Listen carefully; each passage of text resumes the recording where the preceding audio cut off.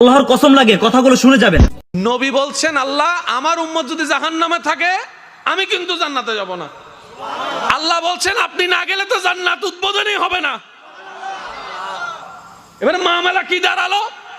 আল্লাহ পাক বলে যে আমি তাহকামুল হাকিমিন নিজেকে বলেছি, বিচার না করলেও তো জিনিসটা সুন্দর হয় না। অনবী একটা কাজ করেন, ওয়ালা সৌফা ইউতিকা রাব্বুকা ফাতারদাত, আমি কাউকে বলি নাই, আপনাকে না বলেছি।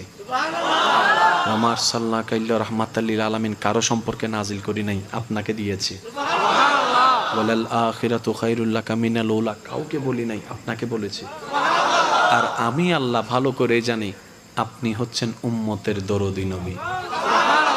আপনি নিজের জন্য কাঁদেন নাই, সন্তানের জন্য কাঁদেন নাই, পরিবারের জন্য কাঁদেন নাই, নাতির জন্য কাঁদেন নাই, যত কেঁদেছেন জীবনে সবকিছু উম্মতের জন্য।